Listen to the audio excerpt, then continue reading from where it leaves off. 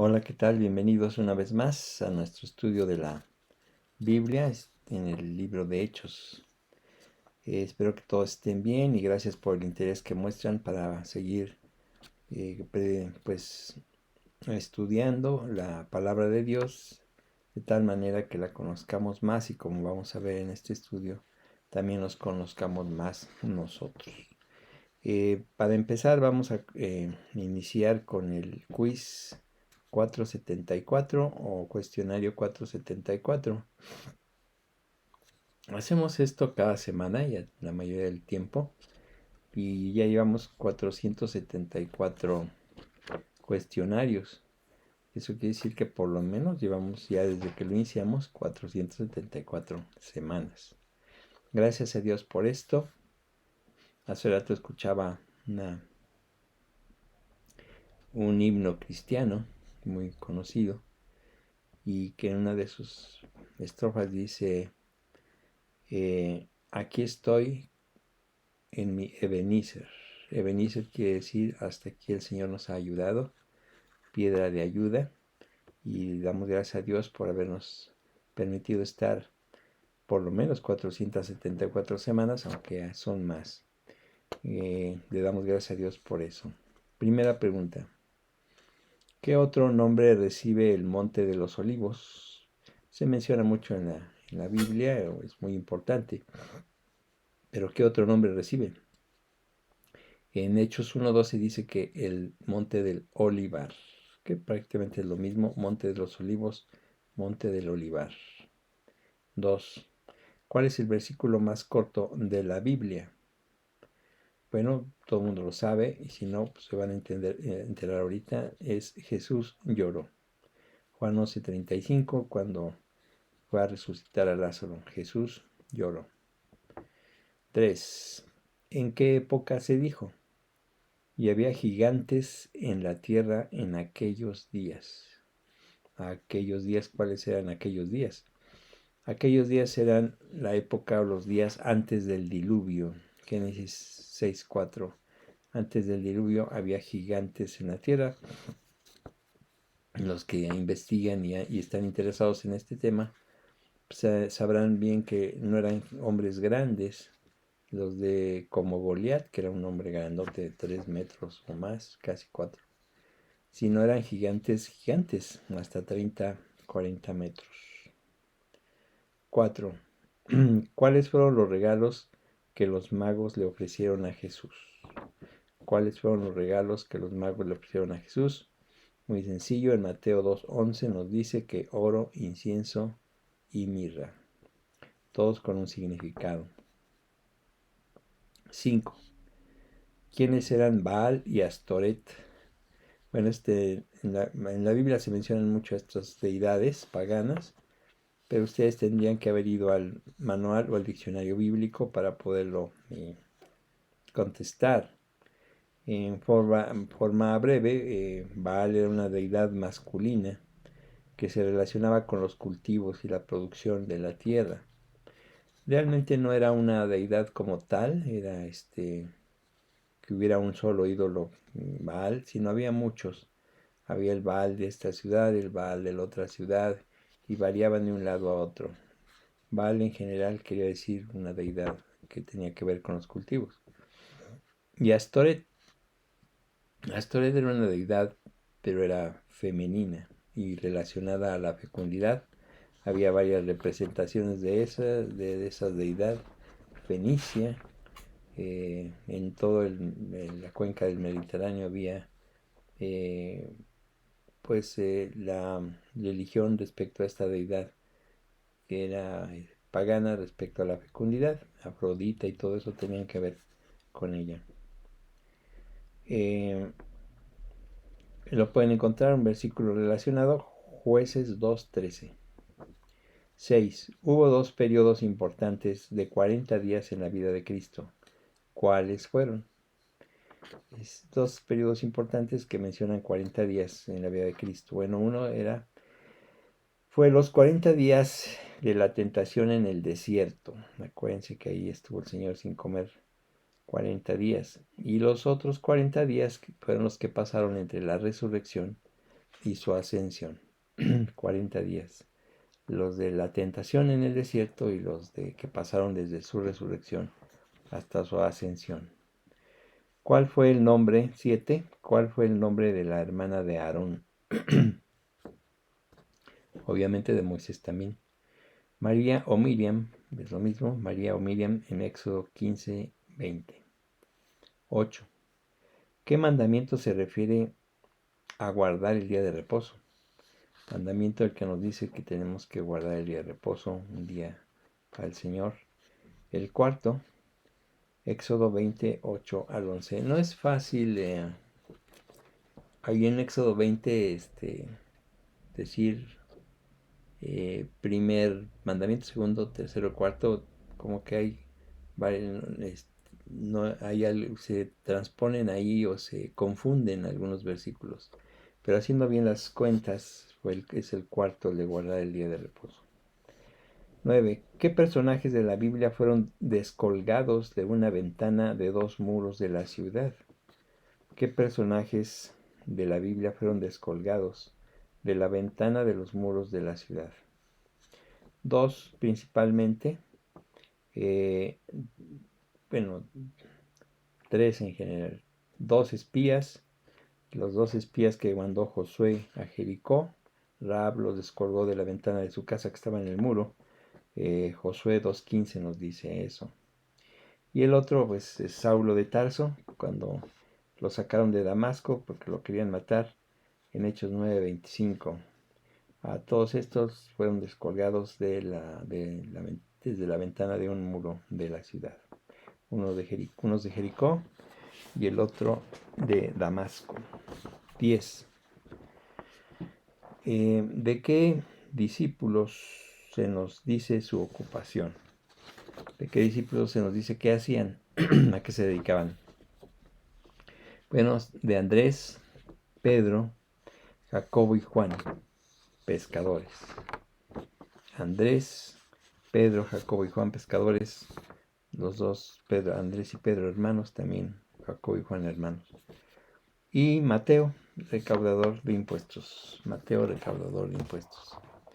Bueno, espero que hayan contestado y les haya sido útil y entretenido estar resolviendo el quiz 474. Vamos a orar para iniciar el estudio de Hechos. Padre, muchísimas gracias por darnos la oportunidad de acercarnos a ti, a tu palabra, para poderla entender mejor. Tú la dejaste escrita para nuestro beneficio y conocimiento, de tal manera que crezcamos espiritualmente alimentándonos de ella diariamente. Danos sabiduría en este día, en el nombre de Jesús. Amén. Estamos pues entonces en el libro de Hechos, terminando el capítulo 12. El capítulo 12 que es un capítulo bastante interesante. En él pudimos nosotros ver cómo el Evangelio se empieza a diseminar por todos lados, cómo los creyentes los no judíos comienzan a creer en Cristo.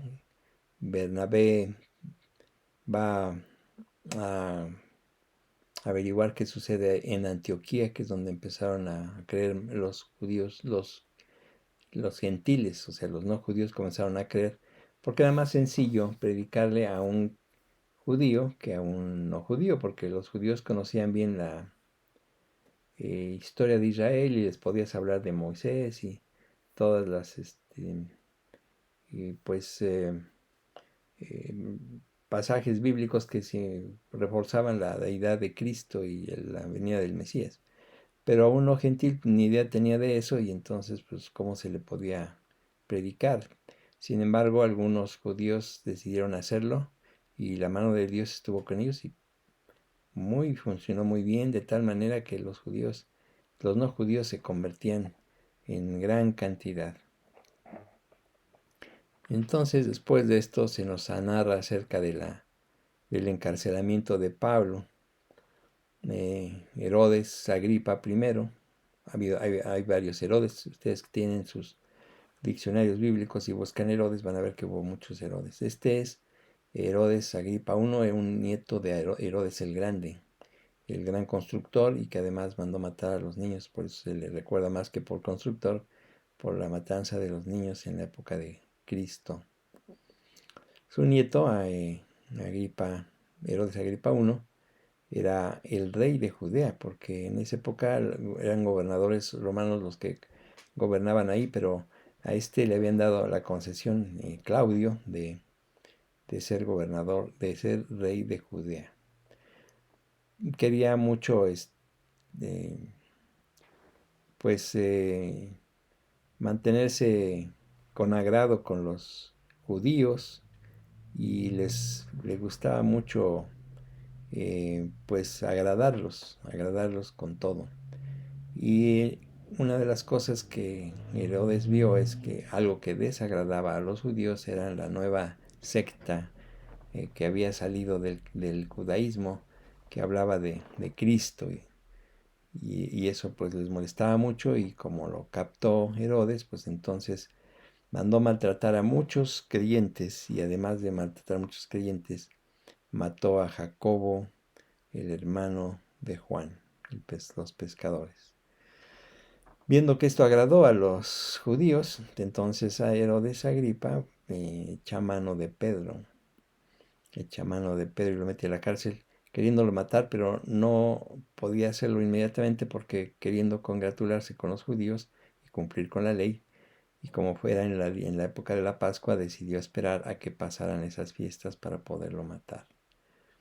Eso, bueno, en eso vemos que Pedro es encarcelado y custodiado como si fuera el enemigo público número 1 de la nación. No lo era en realidad. Para los judíos religiosos, pues sí lo era. Y lo tenían, pero bien, bien custodiado. 16 guardias afuera, y adentro 2 con él y 2 en la puerta. Un ángel llega, lo libera en forma milagrosa, tirándole los grilletes, abriendo las puertas. Algo tremendo, que el mismo Pedro al principio creyó que era un sueño, pero finalmente no fue un sueño, sino que sí fue eh, real. Y una vez que fue liberado, pues entonces se va Pedro a decirle lo que sucedió a los creyentes a la casa de María, la mamá de Juan Marcos, como vamos a ver. Eh, Llega Pedro, pues no están orando todos por Pedro, están orando ahí, y están orando que el Señor lo salve. Cuando él llega no lo creen. No, el Rode, la que fue a abrir la puerta cuando tocó Pedro, sí le creyó, pero no le abrió, y va a decir que era Pedro. Los de adentro no le creyeron, que estaba loca, que era el ángel de Pedro, pero no Pedro. Finalmente entró Pedro y ya les contó lo que había sucedido. Y después de esto, se fue. Se fue, y a otro lugar, como vimos, se especula dónde fue, pero finalmente, de hecho, prácticamente ahí termina toda mención de Pedro en el libro de Hechos. E iniciamos y seguimos en el capítulo 2, en el versículo 18. Vamos a leer el versículo 18 y 19. Luego que fue de día, o sea, ya que Pedro se había ido, luego que fue de día, hubo no poco alboroto entre los soldados, que había sido de Pedro. Mas Herodes, habiéndole buscado sin hallarle, después de interrogar a los guardas, ordenó llevarlos a muerte. Después descendió de Judea a Cesarea y se quedó allí. Por supuesto que los soldados fueron los primeros sorprendidos del escape de Pedro. O sea, si lo tenían bien resguardado, ¿qué pasó? Herodes lo buscó en forma inútil. Dice ahí que habiéndole buscado sin hallarle. Y pues fue y interrogó a los soldados encargados de su custodia para ellos a ver qué podían decirle, pero los mandó matar, yo creo que pensando que los habían sobornado. Finalmente los mató. Poco después, Herodes, dice el pasaje, Herodes Agripa dejó Jerusalén y se fue a Cesarea, donde vivían gobernadores romanos de Judea. Cesarea pertenecía políticamente a Judea, pero no era un territorio estrictamente judío, pues desde su fundación por Herodes el Grande, que fue el que la fundó, era una ciudad predominantemente gentil, o sea, no judía. Hechos 12:20.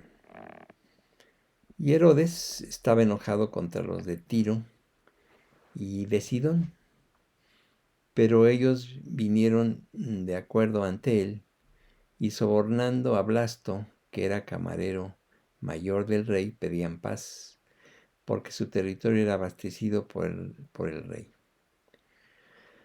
Bueno, las ciudades costeras de Tiro y Sidón, que ustedes leen también en el Antiguo Testamento, dependían económicamente, comercialmente de Galilea para suministros de alimentos. También esto había sucedido antes, si ustedes leen el pasaje y la historia entre Hiram y David, el rey David, 1000 años antes. También sucedía esto, Israel alimentaba o tenía lazos comerciales muy cercanos con Tiro y Sidón, de donde venía Hiram. Por alguna razón que no se nos dice, Herodes estaba enojado con los habitantes de esas ciudades. Así que ellos vieron la oportunidad de reconciliarse con él cuando vino a Cesarea y sobornaron a Blasto, uno de sus cercanos colaboradores, para obtener una audiencia con Herodes. Hechos 12, 21 al 23. Y un día señalado, Herodes, vestido de ropas reales, se sentó en el tribunal y les arengó. Y el pueblo aclamaba gritando, voz de Dios y no de hombre. Al momento, un ángel del Señor le hirió, por cuanto no dio la gloria a Dios, y expiró comido de gusanos. Bueno, este relato de Lucas es tremendo. Es muy sencillo, es muy breve, pero es verdaderamente terrible, por lo que aquí dice. Pero este relato está sustentado históricamente por el historiador Flavio Josefo. O sea, Flavio Josefo escribió sobre este pasaje, sobre esta circunstancia que sucedió ahí en ese momento. Nos da más detalles de los que nos da Lucas aquí, Flavio Josefo. Flavio Josefo, este historiador judío, dice y escribe que Herodes Agripa fue a dar honor a César en Cesarea. O sea, esa fue la razón por la que fue, porque había un festival en honor a César allí. Allí se reunieron una gran cantidad de oficiales y gente distinguida en ese momento para hacer esa celebración. Se nos dice aquí, nos dice Josefo, que en el segundo día de esa celebración, Herodes Agripa se vistió una túnica plateada, o sea, de un tejido maravilloso que brillaba. O sea, dice literalmente se vistió con unas ropas hechas de plata. Y entró a un teatro a donde iba a dar la audiencia a estas personas al amanecer, cuando el sol comenzaba a salir y que le daba de frente. Así que su vestimenta resplandecía en forma impresionante. Con la plata y los rayos del sol se veía impresionante el sujeto este. A tal grado se veía ahí así impresionante que los ahí reunidos, dice Josefo, les dio temor al verlo. E inmediatamente comenzaron a adularlo en un lenguaje que no presagiaba nada bueno, pues ellos decían, muestra tu gracia a nosotros porque de aquí en adelante serás para nosotros más que un hombre mortal. Que algo de lo que dice Lucas también. Bueno, él no lo repudió ni lo reprendió por su adulación. O sea, eh, lo, lo- lo aceptó. Le dijeron, ¿eres tú un dios o un casi dios? Y dijo, sí, sí, sí, lo soy. No, no, dijo no. Y siguió ahí pavoneándose con sus ropas reales, espléndidas. Pero en ese momento, y esto es interesante esto, en este momento levantó la vista y vio a un búho sentado en una cuerda que estaba arriba de él. Y él inmediatamente sintió o supo que este búho era un mensajero de malas noticias y se quedó sumamente impresionado. Esto tiene que ver porque años antes Herodes Agripa estuvo preso por orden de Tiberio César. De alguna razón lo metió a la cárcel. Cuando estaba él preso, se recargó en un árbol en el que estaba sentado un búho y un prisionero alemán que se encontraba con él le dijo que el ave era un presagio de que sería liberado y que tendría una gran fortuna, lo cual así fue, pero que si volvía a verlo otra vez, solo viviría 5 días más. Así que, pues pasó tiempo, sí fue liberado, una más riqueza y poder, y en ese momento en que se estaba pavoneando delante de la gente, volvió a ver al búho, y eso le dio realmente una sensación, una impresión tremenda. Y en ese momento, dice Josefo, le dio un severo dolor en sus intestinos, que aumentaba en intensidad. Se lo llevaron rápidamente al palacio donde sufrió continuamente por 5 días de ese dolor y finalmente murió a los 54 años en el 7.º año de su reinado. Bueno, los relatos de Lucas y de Josefo son independientes pero concuerdan mucho. Dice a Lucas, al momento un ángel del Señor le hirió por cuanto no dio gloria a Dios y expiró comido de gusano. Bueno, esa fue la causa de su muerte, no dar gloria a Dios y creerse un Dios. Um, Actualmente la gente no se cree Dios, pero no cree a Dios y no da gloria a Dios. Hay varias teorías médicas, estaba leyendo respecto a que fue comido por gusanos, pero pienso, como médico, que tuvo una oclusión intestinal por parásitos, que eso es real y muy frecuente en zonas con poca higiene. Y esto le ocasionó la muerte. En esos días pues, no había forma de operarlo ni hacer cosas así, ni antiparasitarios. Y esos parásitos probablemente se alimentaron de él por dentro. O sea, no creo que salieran los gusanos, se lo comieran ahí, sino por dentro se lo han de haber comido. Una muerte horrible.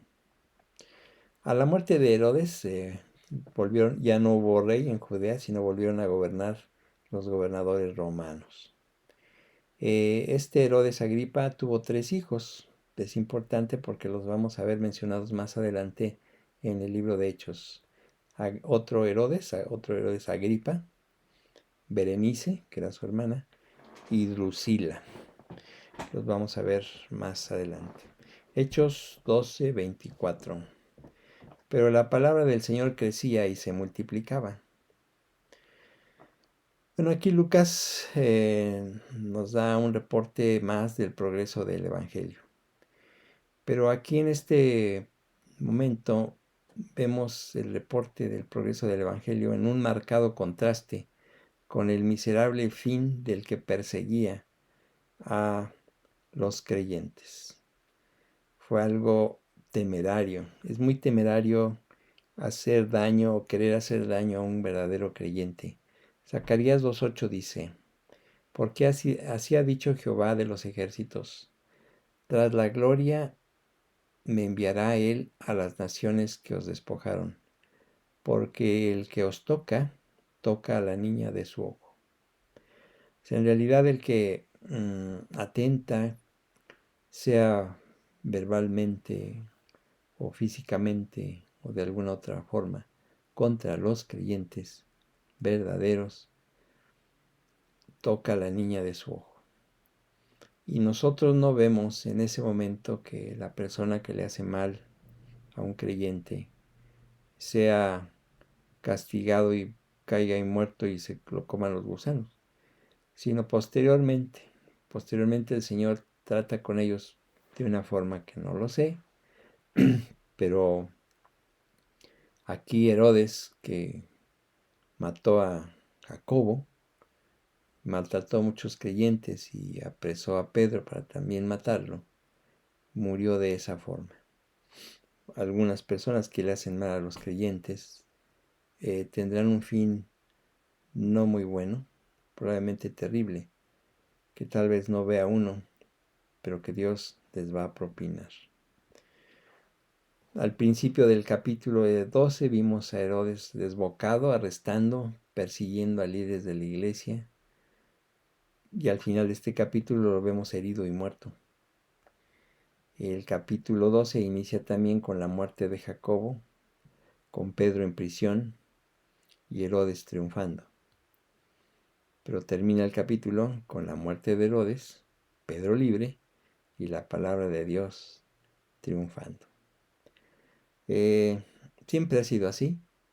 A pesar de las múltiples persecuciones contra la iglesia, la palabra de Dios ha permanecido. La palabra de Dios es importantísima. El Señor la cuida y es el que la hace prosperar. Y vemos a través de la historia cómo esto ha permanecido. La historia del mundo no sería ahora como es si no es por el cristianismo. El cristianismo le ha dado a la humanidad muchas cosas. Claro que donde vemos que hay gracia también hay mucho ataque del diablo, pero el progreso de la humanidad ha sido en base al cristianismo, en todas las áreas: medicina, social, económica, tecnológica. Se dice que si la Iglesia Católica siguiera siendo la principal en el mundo occidental, pues tendríamos un atraso monumental de un siglo o dos con respecto a lo que tenemos ahora.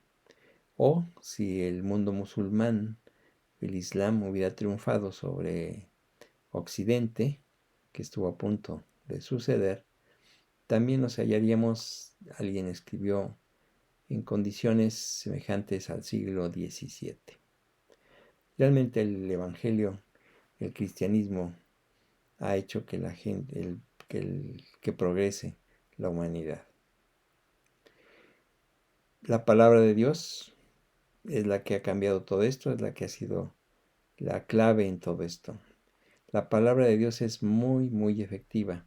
Segunda de Timoteo 3, 16 y 17 nos dice: toda escritura es inspirada por Dios y útil para enseñar, para redarguir, para corregir, para instruir en justicia, a fin de que el hombre de Dios sea perfecto, enteramente preparado para toda buena obra. La palabra clave aquí dice: toda escritura es inspirada por Dios y útil. Esa es la palabra clave en este pasaje: útil. Útil porque enseña que una de las razones por la que la palabra de Dios continúa diseminándose es que lleva a cabo lo que tiene que llevar a cabo, lo que aquí dice. La palabra de Dios es práctica. Mucho de lo que oímos actualmente, discursos, mensajes, y a los que le ponemos a veces mucha atención, lo que escuchamos en la televisión o vemos en las redes sociales o en el internet, la mayoría de las cosas que se dicen, de lo que oímos y vemos, no sirve. O sea, tal vez para pasar el tiempo, el que ve la televisión, está ahí, pues es para pasar el tiempo. Un tiempo que sería mejor empleado en que leyeras un buen libro, o que hicieras ejercicio, o ayudaras a alguien, o jugaras con tus hijos. Sería más útil que estar sentado frente a un televisor o con el celular todo el tiempo enfrente. Los comerciales de la televisión, de las redes sociales, del internet, son especialmente inútiles. La mayoría de lo que vemos en esas cosas lo olvidamos casi inmediatamente. Ustedes ven muchos, si ven programas de televisión y demás así, después de un tiempo ya casi lo olvidaron. Y así es con todos los mensajes que el mundo diga. No importa lo urgente que sean, son inútiles.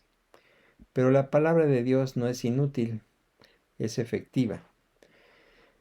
Dice que es útil para enseñar. O sea, necesitamos ser enseñados. Y la palabra de Dios nos enseña.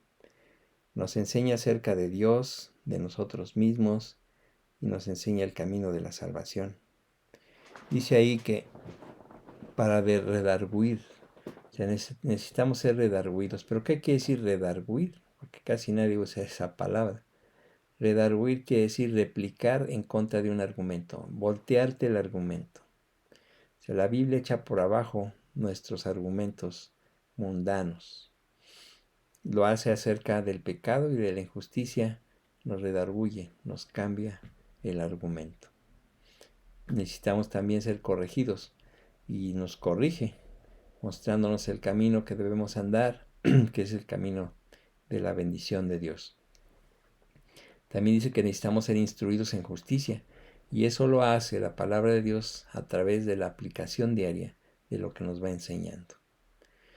Cualquier cosa que el hombre haga, comparada con el Evangelio, que es el que da vida espiritual, es de poco valor.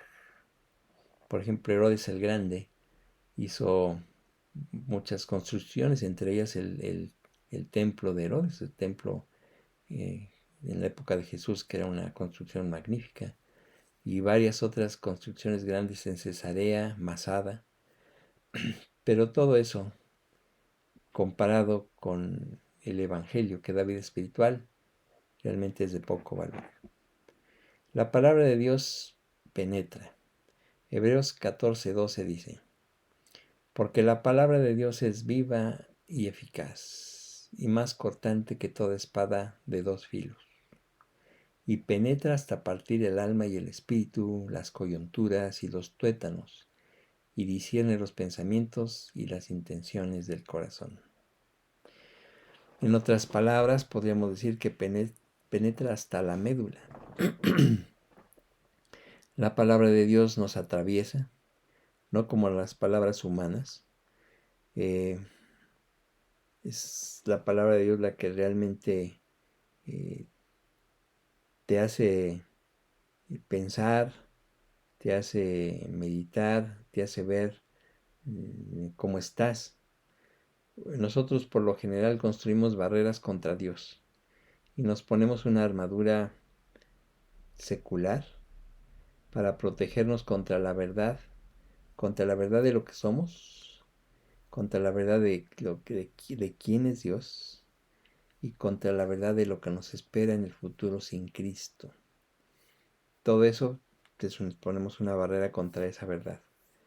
Pero la palabra de Dios penetra esa armadura secular y nos muestra que somos pecadores y que necesitamos la salvación. Tú estás construyendo ahí barreras mentales y negando muchas cosas que se dicen, que el Señor dice. Tratas de negarlo, pero la palabra de Dios es la que penetra directamente hasta tu corazón. Cuando la palabra de Dios penetra y nuestras defensas, no lo hace para destruirnos o para matarnos como lo haría una espada, sino lo hace como un bisturí de un cirujano para restaurarte a la vida. Entonces la palabra de Dios es viva y eficaz y penetra. Por eso es importante que tú leas y estudies la palabra de Dios, y cuando hables con alguien que no es creyente, le hables la palabra de Dios, no le hables tus propias ideas, sino lo que la palabra de Dios dice, porque la palabra de Dios es la que destruye esas defensas que el incrédulo tiene. La palabra de Dios también nos da vida. Isaías 55, 10 y 11 dice: porque como desciende de los cielos la lluvia y la nieve, y no vuelve allá, sino que riega la tierra y la hace germinar y producir, y da semilla al que siembra y pan al que come, así será mi palabra que sale de mi boca. No volverá a mí vacía, sino que hará lo que yo quiero, y será prosperada en aquello para que la envíe. Es dos versículos extraordinarios. O sea, la lluvia y la nieve que vienen del cielo riegan la tierra, de modo que dan vida y hacen florecer. Y esa es la forma en que la palabra de Dios opera. No solo salva a la gente del pecado, sino que también, y no solo le da vida, sino que también la hace productiva a través del creyente para que pueda contribuir en este mundo dando o siendo una fuente de bendiciones espirituales. La palabra de Dios te da vida y tú a la vez, por la aplicación de la palabra, das vida. Es tremendo esto porque la palabra de Dios es la que nos hace renacer de nuevo, nos da vida eterna. La palabra de Dios es eterna. Mateo 24:35 dice, el cielo y la tierra pasarán, pero mis palabras no pasarán. Bueno, solo basta con que nos miremos unos a otros para contemplar, para saber que todas las cosas son temporales. O sea, la gente nace y muere. Aún Herodes Agripa murió. Aún la tierra en la que estamos será destruida. Nada dura. Pero hay una cosa que no pasará. La palabra de Dios. Nada la va a detener. Si tú entiendes esto, pues entonces puedes darte cuenta que las cosas visibles, lo que vemos y por lo que trabajamos y nos esforzamos en esta vida, por importante que sean y parezcan, no duren. Las únicas cosas que perduran son las invisibles. Son esas cosas que vienen solo cuando Dios trabaja a través de su palabra y transforma los corazones de los hombres y de las mujeres. Es por eso por lo que los cristianos verdaderos están tan ansiosos de enseñar la palabra de Dios, porque saben que es lo que da la vida eterna, que es lo que va a perdurar siempre. El creyente está ansioso de que la gente se convierta, de que tus amigos se conviertan, de que la familia se convierta. Porque solo cuando ellos creen y nacen de nuevo, es que algo eterno sucede en sus vidas. Es la palabra de Dios que es eterna, la que nunca pasa ni pasará, es la que nos hace a nosotros entender y saber qué es lo principal que debemos de predicar. No hay nada más precioso que la vida eterna. Aunque la vida física es preciosa y la preservamos y mejoramos, la vida espiritual es mucho mejor. Los cristianos estamos deseosos de rendir o hacer menos nuestras vidas físicas por amor de lo que está delante.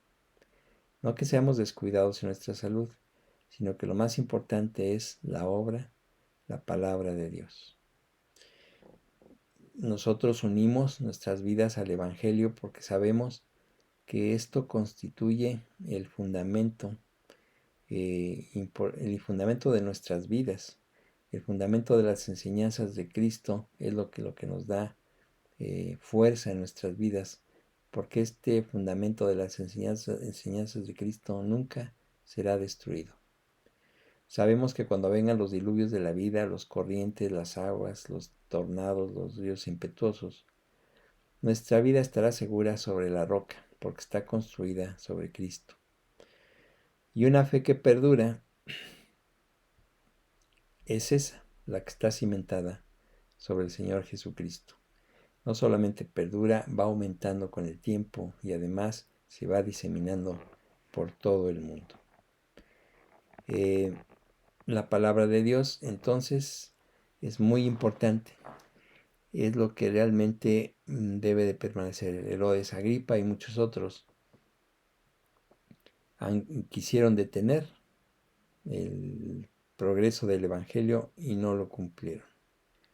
La palabra de Dios ha permanecido y sigue permaneciendo. A pesar de este mundo tan hostil, de este mundo tan contrario al Evangelio, la palabra de Dios permanece y la gente se sigue convirtiendo. Hechos 12:25 dice, y Bernabé y Saulo, cumplido su servicio, volvieron de Jerusalén, llevando también consigo a Juan, el que tenía por sobrenombre Marcos. Sabemos que tenían que ir a Jerusalén a llevar un dinero porque estaba por venirse una hambruna en toda esa región. Y los de Antioquía, con mucho gusto, cooperaron para con los de Jerusalén y enviaron el dinero con Bernabé y Saulo. Bernabé y Saulo entonces cumplen con eso y regresan a Antioquía, pero se llevan con ellos a Juan Marcos. A través de la historia ha habido mucha oposición al Evangelio. Estaba leyendo, y yo creo que algunos de ustedes ya saben esta historia. Una de las cosas por las cuales se persigue o se opone al Evangelio es la oposición física, matar creyentes. Hubo muchísimos mártires en la época antes de que se hiciera el cristianismo oficial en el Imperio Romano.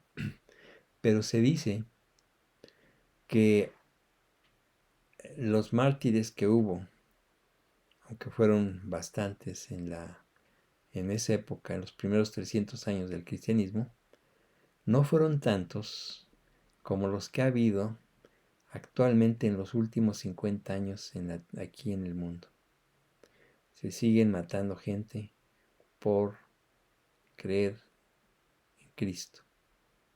Ustedes pueden leer varias páginas en internet sobre eso, que hay muchísima persecución, encarcelamientos, muertes violentas, y se dice que han muerto más en estos últimos 50 años que en los 300 años de los primeros del cristianismo. Es terrible.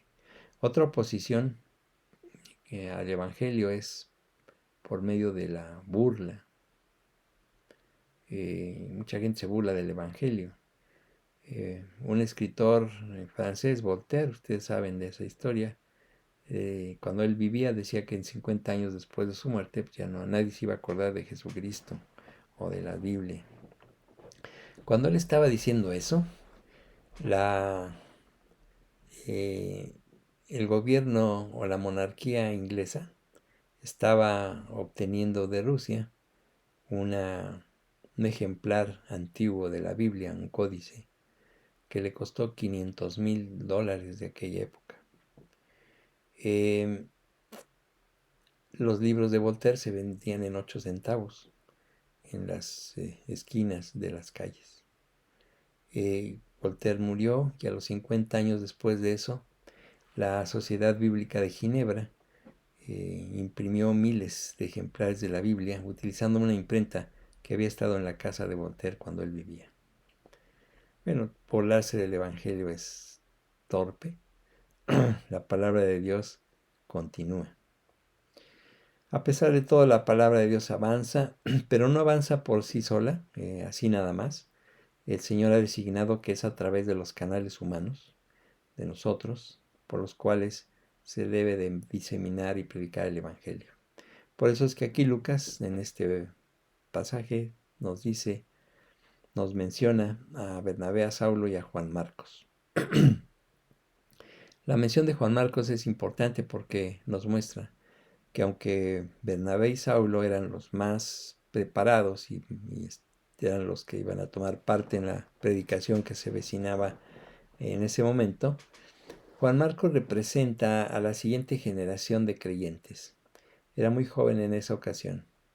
Aunque en un momento dado Pablo no lo quiso o lo menospreció, después de un tiempo admitió que Juan Marcos era valioso. O sea, en realidad los creyentes debemos de discipular, enseñar el Evangelio a los jóvenes, porque nosotros pasamos y se queda la otra generación.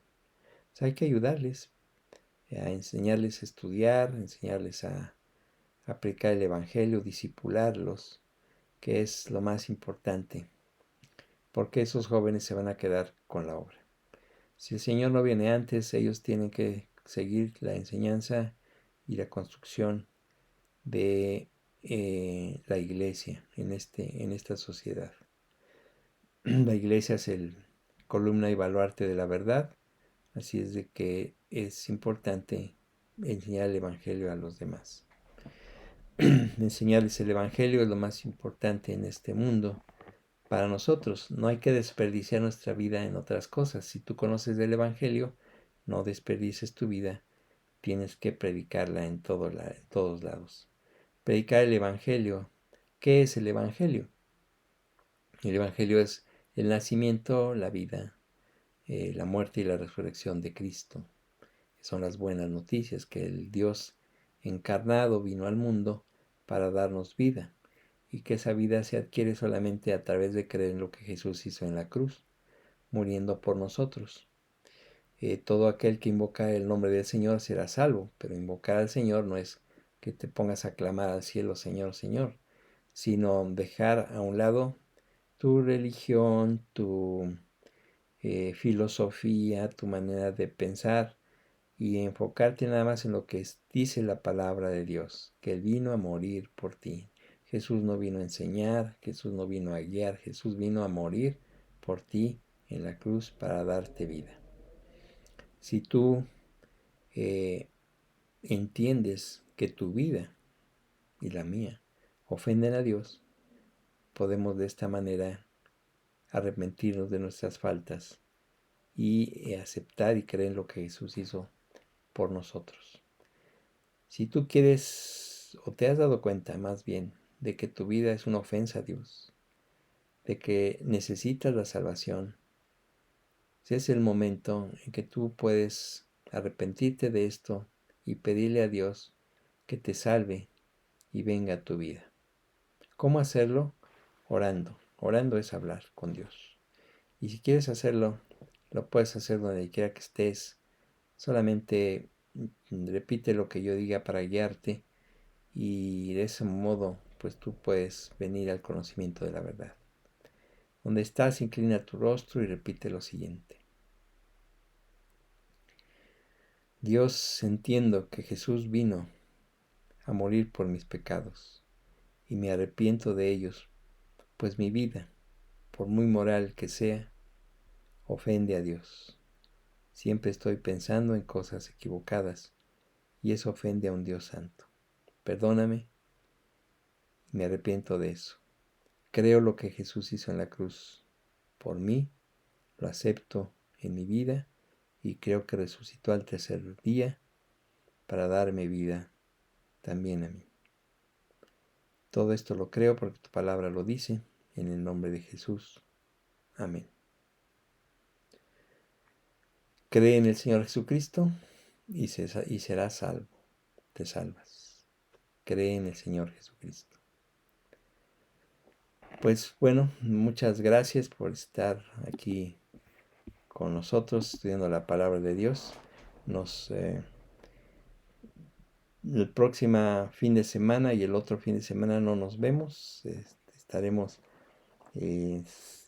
reunidos para celebrar la Navidad y el Año Nuevo, y nos reuniremos en nuestro estudio de la palabra de Dios hasta la primera semana de enero.